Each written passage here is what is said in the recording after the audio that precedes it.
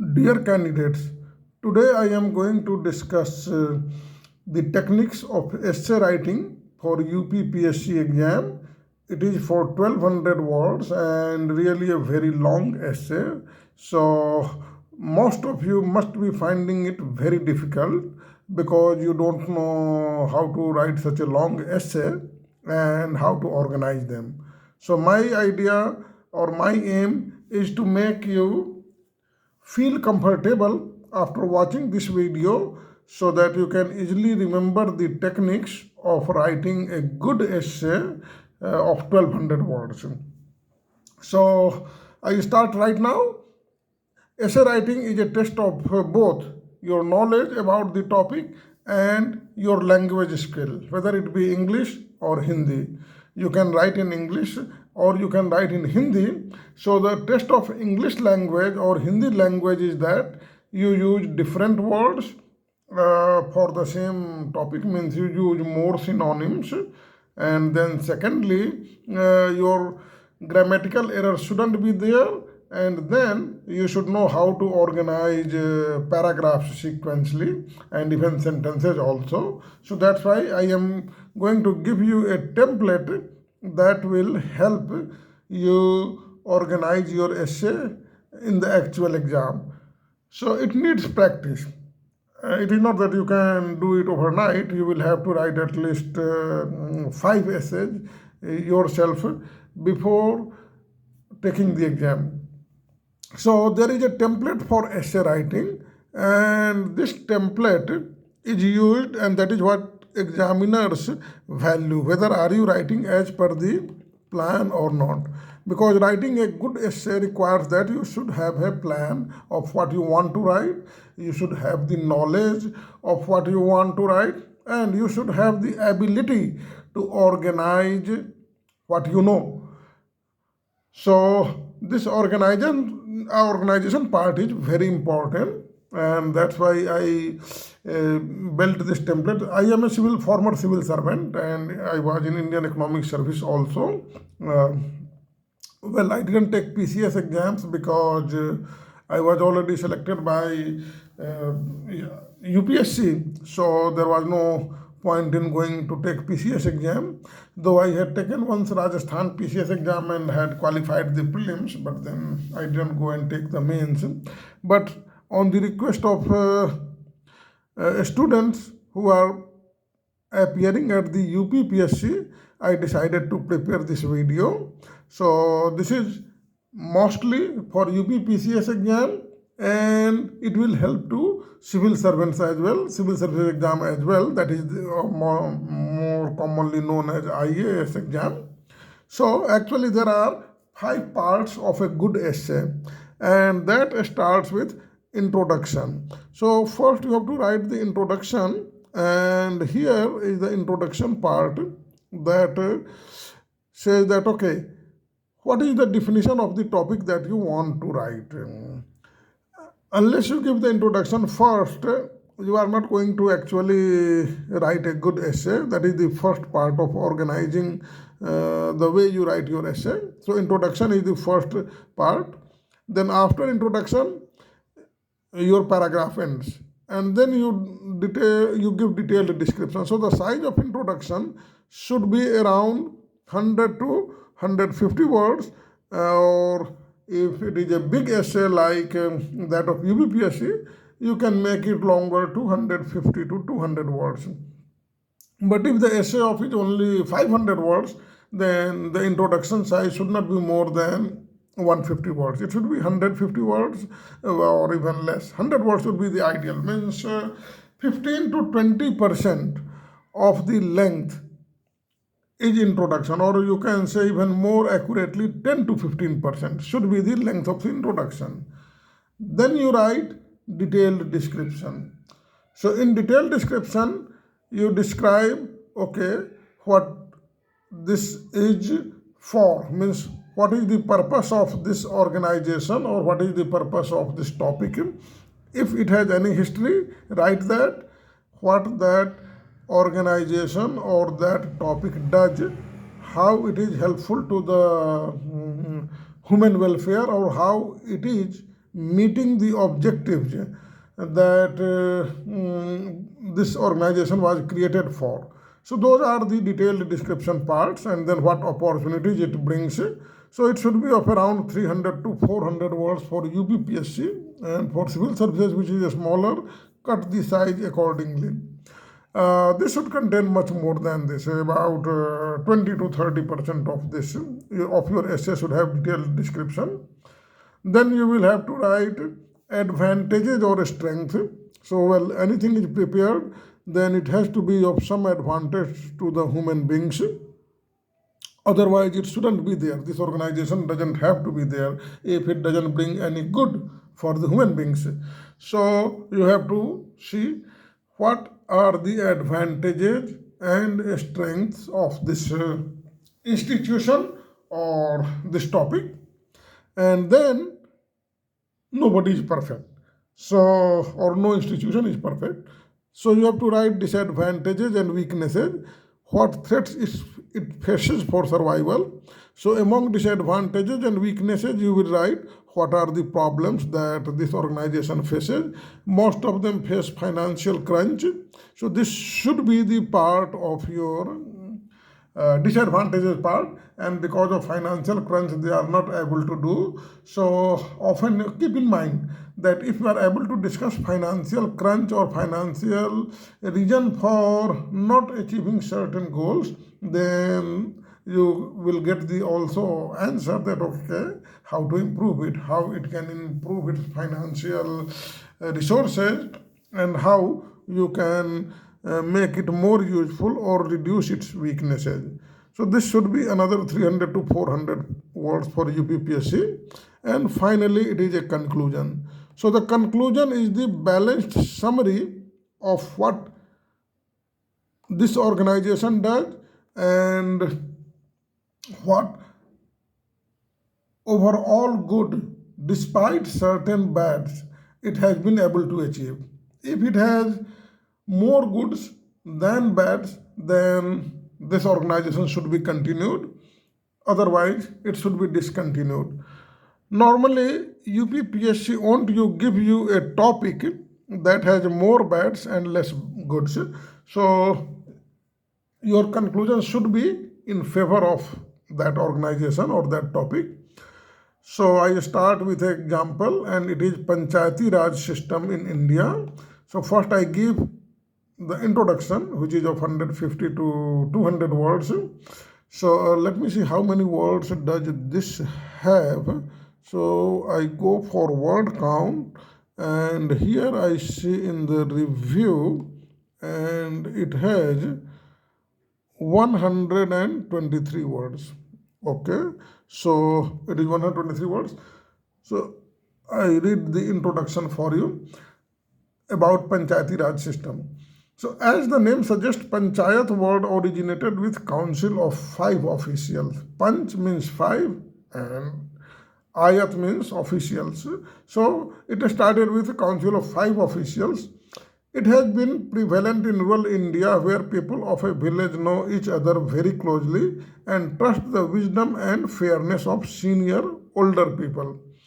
Through Panchayati Raj institutions, villagers realize limited self-government. Article 40 under directive principles of state policy of the constitution directs the state to organize village panchayats as unit of self-government. The Balwant Rai Mehta Committee recommended the establishment of the scheme of democratic decentralization, which finally came to be known as Panchayati Raj. This led to the establishment of a 3-tier Panchayati Raj system: Gram Panchayat at the village level, Panchayat Samiti at the block level, and Jila Parishad at the district level. So that is the introduction of what Panchayati Raj system is, and I finish here. Then I go for detailed description, and that part will give you full understanding of what Panchayati Raj has. So it is a continuation of your introduction, but it gives much more details. So in detailed descriptions I wrote, the modern Panchayati Raj system is based upon the historical Panchayati Raj system of the Indian subcontinent. Indian Constitution Part 9 makes provisions relating to the panchayats. So it has this constitutional validity. It is not that it is at the will of the state government, but it has been provided in the constitution. So PRS stands for Panchayati Raj Systems, was formalized and introduced in India in April 1993 as the 73rd Amendment of the Constitution, following a study conducted by a number of Indian committees on various ways of implementing a more decentralized administration. So there were many committees which gave their recommendations and how to implement a decentralized administration, because the purpose of Panchayati Raj system is to have this decentralized administration. Centralized administration means only at the government in the center. Means right now, well, the prime minister, or right now it is Modi ji who is head of the central government, and then he wields the maximum powers. But then he might not reach to the rural people. He might not be able to understand the local problems of the rural people, and then common people might not be able to approach him. So that way, the purpose of decentralized administration is to involve people in their self-governance or self-administration. So what is the advantage of self-administration and self-governance?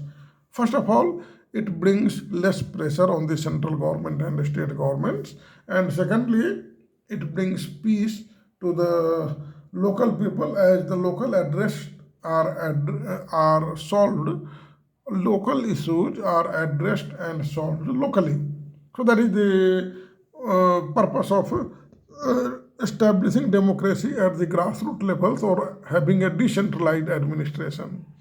Now, I wrote it that since after constitutional provisions, this amendment, means 73rd Amendment, contains provisions for the devolution of powers and responsibilities to the panchayats, both for the preparation of economic development plans and social justice, as well as for implementation in relation to 29 subjects listed in the 11th schedule of the Constitution, and the ability to levy and collect appropriate taxes, duties, tolls, and fees. All these are detailed description and include constitutional provisions and history. Now I go for the different parts of detail. So first part is, lowest part is Gram Sabha. Gram Sabha consists of all registered voters living in the area of Gram Panchayat, and is the organization through which village inhabitants participate directly in local government. The Sarpanch is the elected head. The members of the Gram Panchayat are elected directly by the voting age village population for a period of 5 years. The panchayats must include members of scheduled castes and scheduled tribes in the same proportion as in the general population. 1/3 of all seats and chairperson posts must be reserved for women. In some states, half of all seats and chairperson posts are reserved for women. At the block level, Panchayat, often called Panchayat Samiti, has the same form as the Gram Panchayat but at higher level. So after completing the detailed description of Gram Panchayat, I moved at the block level, because there are 3 levels, so I have to give detail for each. Now, members in the block Panchayat are mostly ex-officials containing the Sarpanchas in the Panchayat Samiti area, the MPs and MLAs of the area, the SDM, subdivisional officer for which you are trying, of the subdivision, co-op members means cooperative members, representative of scheduled castes, scheduled tribes and women, associate members means a farmer from the area, representative of the cooperative society, and one from marketing services, and some elected members. The Panchayat Samiti is elected for a term of 5 years and is headed by a chairperson and a deputy chairman. He is called often Pramukh in UP, and well, it can have different names in South India, but in UP he is called Pramukh. This is the head of Panchayat Samiti, who is elected for a term of 5 years. Now, block level panchayats mostly implement schemes decided at district level by Jila Parishad in addition to some local schemes. So that is the detailed function of what block level panchayats do. Since Gram Panchayat don't do much, so that's why I didn't write in detail about them. And also I have to stick to the 1200 word limit. So I have to give detailed description only of those who are most important. So the common department in the Panchayat Samiti are as follows: General Administration, Finance, Public Works, Agriculture, Health, Education, Social Welfare, Information Technology, Water Supply Department, Animal Husbandry, and others. There is an officer for every department. A government appointed BDO is the executive officer to the Samiti and the chief of its administration. So some of you will become BDO also during your initial posting. So you are actually going to work for Panchayati Raj institution if you are selected. Then at the district level I go. So Jila Parishad is at the district level of Panchayati Raj. The chief of administration is an officer of the IES cadre and chief officer of the Panchayati Raj at the district level, which you all know as DC. The membership varies from 40 to 60 and usually comprises Deputy Commissioner of the district, President of all Panchayat Samitis in the district, heads of all government departments in the district, members of parliament and members of legislative assemblies in the district, a representative of each cooperative society, some women and scheduled caste members, if not adequately represented, co-opted members having extraordinary experience and achievement in public service. So these are nominated, means those who are having extraordinary experience, so that you may become after you get retired.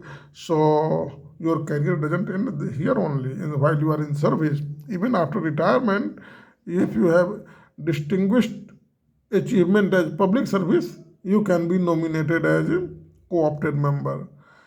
Now, detailed description is over for all the three levels. Now I go to advantages of these institutions. So I start with the top. So Jila Parishads mostly do development works. That is the purpose of all panchayat, that well, the country should develop and then the Jila Parishads should be responsible for developing the entire Jila. They provide essential services and facilities to the rural population, supply improved seeds to farmers and inform them of new farming techniques, set up and run schools and libraries in rural areas, start primary health centers and hospitals in villages, start vaccination drives against epidemics. They execute plans for the development of the scheduled caste and tribes, run ashram for Adivasi children, set up free hostels for them, encourage entrepreneurs to start small scale industries and implement rural employment schemes, construct bridges, road and other public facilities and their maintenance, provide employment, work on sanitation related issues. So these are the advantages of having Jila Parishad. Much of your life problems is actually solved. Now, panchayats throughout the years have relied on federal and state grants to sustain themselves economically. The panchayats receive funds from three sources. One is local body grant as recommended by the Central Finance Commission. So Central Finance Commission directly gives them money. Then funds for implementation of centrally sponsored schemes. This also comes from the Prime Minister. And funds released by the state government on the recommendation of the State Finance Commission. So in addition to Central Finance Commission, there are State Finance Commission, and since these panchayats do a lot of work, they need funds. And the State Finance Commission also gives them some funds. The absence of mandate, now that is those were the advantages. Now what are the problems? So the absence of mandatory from Panchayat Council and infrequent meetings of the Sarpanch have decreased the spread of information to villagers, leading to it was looked like the weakness. So the absence of mandatory elections for the Panchayat Council and infrequent meetings of the Sarpanch have decreased the spread of information to villagers, leading to more state regulation. So that is a kind of weakness, but it is still in the advantage that they are doing something. Means they are not able to do full thing, but they are able to achieve only part of it because of absence of mandatory elections for the panchayat. Mandatory means it is required after 5 years. Many panchayats have been successful in achieving their goals through cooperation between different bodies and the political mobilization of previously underrepresented groups in India, which includes scheduled castes, scheduled tribes, and women. There is an obstacle of literacy that many panchayats face for engagement of villagers, with most development schemes being on paper. Since people are not literate, so they don't actually engage in the development work, or they don't understand, and that's why most of the development schemes remain on paper. However, homes linked to Panchayati Raj system have seen an increase in participation for local matters. The reservation policy for women on panchayat councils have also led to a substantial increase in female participation and have shaped the focus of deployment to include more domestic household issues.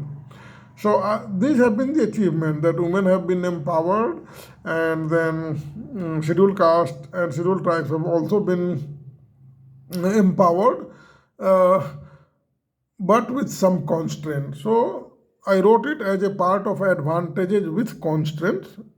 And then now I go to the weaknesses of this Panchayati Raj system. So constraints themselves are weakness, but I wrote specifically weaknesses. The Panchayati Raj scheme is defective insofar as the distribution of functions between the structures at different levels has not been made along scientific lines. So that is the design defect of Panchayati Raj scheme. Then the blending of development and local self-government functions has significantly curtailed the autonomy of the local self-government institutions. What has happened? That the blending of development and local self-government. What happens that development comes from state and center. And since Panchayati Raj institutions have been basically involved in do that as well, so they lose their discretion, or they lose their autonomy, because if something has been planned from above, it has to be implemented as per the directions and priorities of the planner. And unfortunately, Panchayati Raj institutions don't have so much money that, and they are actually meant for self-government, local self-government. So when local self-government work is diluted with central and state level works, obviously they will lose some of their autonomy. Now, the three tiers don't operate as functional authorities.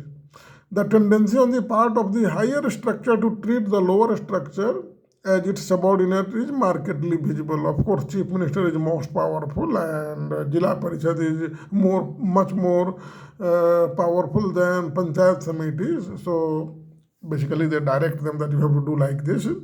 So this kind of mutual relationship is not incommensurate with the genuine spirit of democratic decentralization. So you are democratic and decentralized only when you have the discretion to solve your problems as per your own priorities. Otherwise, if you have to follow the orders of seniors, then actually you are not democratic, and you are not decentralized either. Decentralized means your function must be defined clearly, for which you should have the full authority. Means the Panchayati Raj institutions should have full authority over their clearly defined functions. But then that has been blended with the development work, and so actually it is not full decentralization. So that is the design defect of Panchayati Raj systems. Now, the indirect election of most of the members to Panchayat Samiti only increases the possibility of corruption and bribery. So up to village level, all members participate. It is direct. But then the Sarpanch of the village elects the Panchayat Samiti head, who is Pramukh and Deputy Chairman. And so there can be, since it is indirect, then your Sarpanch can be purchased, or your Sarpanch can have his own preferences based on caste, religion, whatever it may be.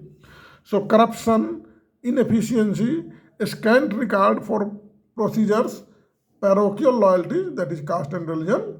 Motivated actions means, well, I should benefit. The sarpanch might expect that, well, he may benefit personally by receiving more funds. Power concentration instead of true service mentality, all these have stood in the way of success of Panchayati Raj. Means most of the Panchayati Raj members are actually not interested in doing true service, but they want to enjoy the power. So that is a real weakness. Further, the power to supersede the local bodies on the part of a state government clearly violates the spirit of democratic decentralization. So that has been the design weakness of Panchayati Raj institutions and what is actually happening. Now I reach to the conclusion part.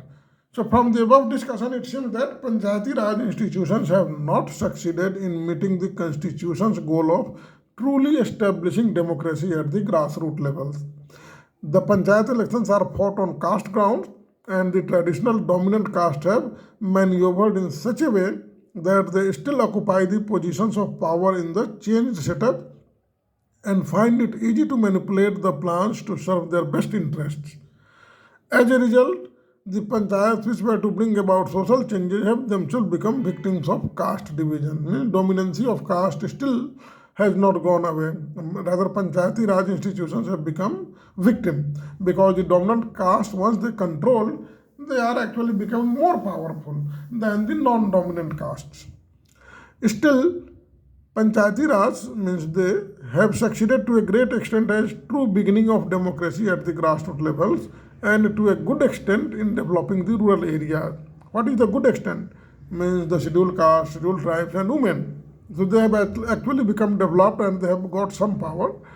To make them more successful, we need to educate the masses so that the rural people can exercise their rights and elect capable leaders. So once they elect capable leaders, the development work will be more, and once people become educated, they understand their rights, and then they will exercise their knowledge in pressurizing the leaders that why are you not doing my work, or why you were not meant for this, for your own self-interest, but you are supposed to do this public job. So if people become educated, then the success of Panchayati Raj institutions is going to be far more widespread than present. So that's the conclusion, and it is more than 1200 words. Let me go the word count and I count it before you so that how many words this essay has. So since the requirement is only 1200 words, so I shouldn't be more than 1250 and less than 1150. So okay, so I count until here. And word count gives 1207 words. So it is exactly that length. Well, I just did it. It has not been written in the first attempt, but rather it has been edited twice. So that's why it is an ideal essay. So you have to see that before writing an essay, if you remember the template like this: introduction, detailed description, advantages or strength, disadvantages or weaknesses, and then conclusion would be a summary of all advantages and disadvantages and whether the organization should continue or not, or how it can be improved. Your answer should be that the organization should continue. Otherwise, UPPSC won't ask any question or any essay whose existence is in doubt. Okay? So that's a way, that's the secret of getting more marks, that you have to be supportive of government in your writings. You are going to work for the government. Okay? So don't be critical of government in your essays or in your answers. Otherwise, you will be rejected. The world is not all fair, and you have to work as per the desires of your boss. Okay? So the examiner is actually looking for such people who can be easily fit into their system of governance. So if you want to work for them, you have to fit as per their desires. So be sure that this is a private guidance from me to you. Otherwise, you won't get selected. So since I have passed all the exams whichever I took, means I started from bank clerk, then I became central excise inspector, then civil servant, then Indian economic, and after that I went to the United States and became professor of economics. So in life I have seen many competitive exams. Right now I am professor for GATE and Indian Economic Service and IAS as well. So someone asked me that why should I not help to UPPSC students, and that's why I prepared this video. And if you have some more questions or if you liked this video, please subscribe it, because you will keep on getting new information for your competitive exams from me. And if you subscribe in large numbers, then my status as a YouTuber also increases. So please don't forget to like and subscribe it well. You will like it only if you liked it. If you don't like it, you don't have to click like. And you will subscribe, because it will be advantageous for you. You will get more knowledge for free. So thank you all for watching. Let me know if you have any questions.